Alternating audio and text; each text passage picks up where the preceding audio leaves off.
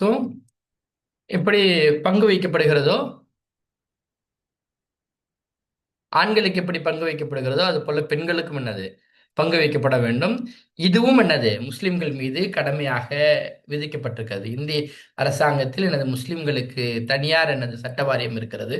தனியார் சட்ட வாரியத்தின் மூலமாக நமக்கு என்னது இந்த வாய்ப்புகள் தரப்பட்டிருக்கிறது. திருமணம், அதே போல என்னது அவர்களுடைய இறப்பு, அதே போல அவர்களுடைய பாகப்பிரிவினையை இஸ்லாமிய சரியாவின் அடிப்படையில் என்னது பிரித்துக் கொள்வதற்கு என்னது உரிமை வழங்கப்பட்டிருக்கிறது இந்தியன் கான்ஸ்டிடியூஷன் மூலமாகவே. இந்த உரிமையை பறிப்பதற்கு தான் இந்த சமீபத்தில் நடக்கக்கூடிய இந்த யுசிசி பற்றின விவாதங்கள் தான் அந்த உரிமையை பறிப்பதற்காக தான் என்பது அவுட் சைடு இந்த கான்டெக்ட்ல. இதா ஹதர இப்படி பாகப்பிரிவினை பத்தின பேச்சுகள் நடைபெறும் பொழுது யாருக்கு எந்த ப்ராப்பர்ட்டியை கொடுக்கலாம், யார் எதனை எடுத்துக்க போறாங்கிற அந்த டிஸ்கஷன் நடக்கும் பொழுது வந்தால் உங்களிடம் பங்கு வைக்கும் பொழுது அந்த மீட்டிங் அப்போ எதேச்சையாகவோ இல்லை திட்டமிட்டோ அந்த மீட்டிங்ல உங்களுடைய நெருங்கிய உறவினர்களோ அனாதைகளோ ஏழைகளோ இருந்தால் அவர்களுக்கும் இந்த பங்கிலிருந்து இறந்து விட்டவருடைய பங்கிலிருந்து சிலவற்றை அவர்களுக்கு கொடுங்கள். அவர்களுடைய உள்ளமும் என்னது குளிர்வதற்காக இது போல நீங்க செய்யுங்கன்னு இந்த ஆயத்தை நமக்கு சொல்லுது. இன்னும் ஏழைகளுக்கு கொடுங்கள் அவர்களுக்கு அதிலிருந்து. அதே போல இந்த மாதிரியான சமயங்கள்ல வேறு யாரும் வெளியிலிருந்து நபர்கள் வருவதே இந்த பங்குதாரர்கள் என்னது பொதுவாகவே என்னது அதனை விரும்ப மாட்டார்கள். அந்த செய்தி வெளியில தெரியக்கூடாது, யாருக்கு எவ்வளவு ப்ராப்பர்ட்டி போணுச்சுங்கிற செய்தியை ரகசியமாக வைக்கணும்.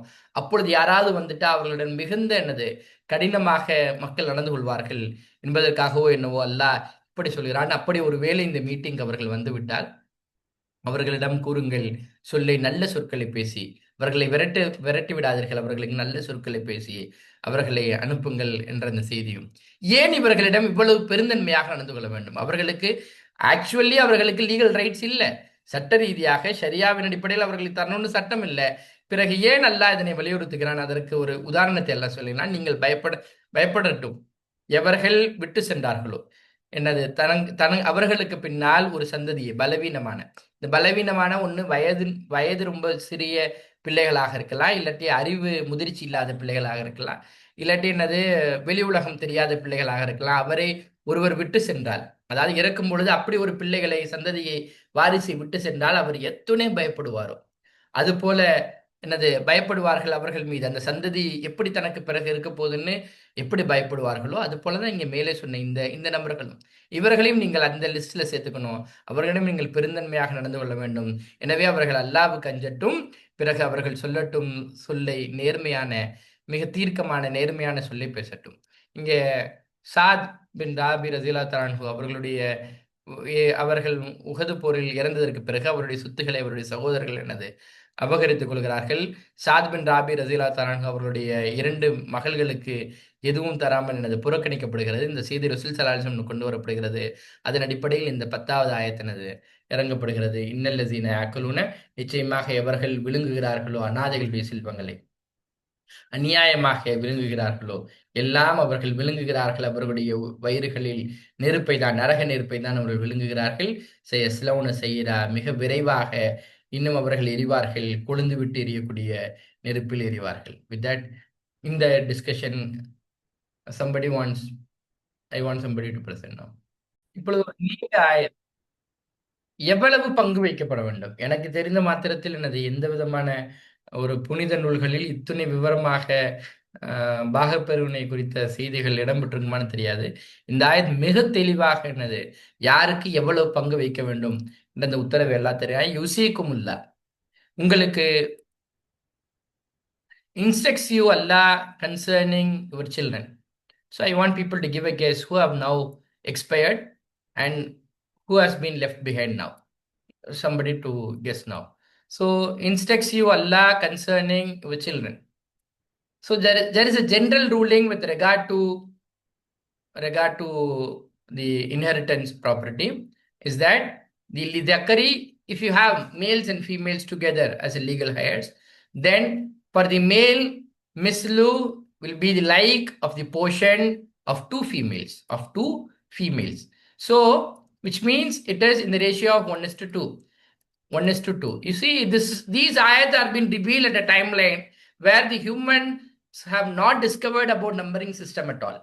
You know that most of people who have dropped doing maths, maybe the reason is besides maybe because of algebra. And this ayat is a pure fractional and algebra basic concept this ayat explains now. For in kunna, but if there is only one woman, so general rule is that male will get two and female will get one. I mean, a male will get the portion of two females. I want people to give a guess why male is being given more than a female. This is also a point of discussion with many times it happens in the forums. Why in kunna? You see, this is where this kunna refers to, it's a pure females. If there is only females available, only women, more than two. For example, if a parents have died, as people have daily guess, parent one or the two have died now, and they have left behind with only the daughters. If they are more than two daughters, then for them 2/3 of what he have left. So this is 2/3 of what he has left. So now the people have to these ayat would have given enlightenment for the Sahabas to discover about the numbering system. Later with the algebra and for the fractions and all that. Now Allah says, and if there is more than two, then for them 2/3 of what he has left. And if it is only one daughter is left behind, then for her will be 1/2 of what has been left by their parents. Men is responsible, as people have rightly said, men is responsible for two because he has been given with a lot of responsibilities. Even if that portion we will discuss a little later. And for his parents, for example, if a deceased a person have died, he has left with the daughters and he also has got some parents, one or the other. Then for his parents, each one for them will be getting 1/6 of what he has left if it's for him a child. The person has a child and he has left with the parents also, then parents will get 1/6. But if the person who have died now, if doesn't have a child, but if it not for him any child, then will inherit him his parents. If he has not got, if he has left with no children at all, maybe he is newly married and he has died now, so he has left with only a wife and the parents, his parents will inherit him. Then for his mother will be 1/3 of what is left by the person, and remaining will be for the parents and the other legal heirs. But if it's for him brothers and sisters, and it's a property left by a person, then for his mother will be 1/6. 1/6 from after all these divisions have to be carried out with two condition, important condition. From after a wasiyat, yusa biha, then two things have to be settled first. For example, before you divide the property, two things have to be considered. First thing is, if he has done wasiyat, I mean with regard to this wasiyat, we would have explained it in Surah Al-Baqarah. I am asking you a question, how much a portion max that he can do it as a wasiyat, and to whom he can do it as a wasiyat, something that was being discussed in Surah Al-Baqarah. I want people to put it on chat. And now, any will, if he has given a will, a wasiyat, very particularly, to whom he can give wasiyat, that is a question now. Or biha then, or he has got some debt. So first, before dividing the property, his wasiyat has to be taken care and his debt have to be settled, and remaining of that has to be divided as per the accordance, as per the ruling that Allah has given now.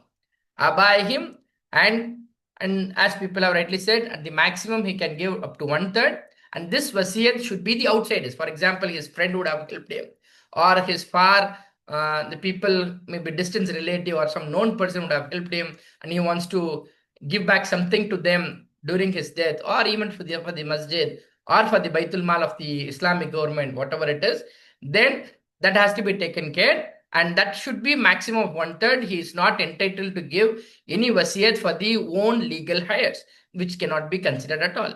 Now there is a question now. There is some fractions that Allah is giving. Why this fraction? Why not more or less than this fraction? That's where here Allah comes into picture and says, just take this formula. Don't debate on this formula which Allah has given now. Because Allah says, you might look like, for example, for a person, some XYZ will be closer to his heart. He wants to give more benefit to him. That's what Allah is trying to explain. Your parents and in your children, you will not know which of them will be more nearer to you in benefit. You think that you want to give more to some XYZ, but giving more can harm them or derail them. So Allah knows best. So this is a system, that this is a formula that Allah has given you. You have to just take it and implement it without any questions. Nafa and more nearer to you in benefiting. Farizatan. And to implementing this ayat is a fariza. It's an obligation from Allah, and verily Allah is all knowing and all wise. I want you people to give a guess which relation of is not taken into consideration in the ayat number 11. Somebody to put it on chat. And you see become. உங்களுக்கு உபதேசம் செய்கிறான் அல்லாஹ் பிள்ளைகளுக்கு, உங்களுடைய பிள்ளைகளை குறித்து. அது இறந்தவர் பிள்ளைகளை விட்டுட்டு இறக்குறார் அப்படின்னா அவர்களுக்கு எவ்வளவு தரணும்? ஜெனரல் ரூல் என்ன? வாரிசுரிமை சட்டத்தில் ஆணுக்கு போன்றது 2 பெண்களுக்கான பங்கை போன்றது ஒரு ஆணுக்கு. ஃபைன்.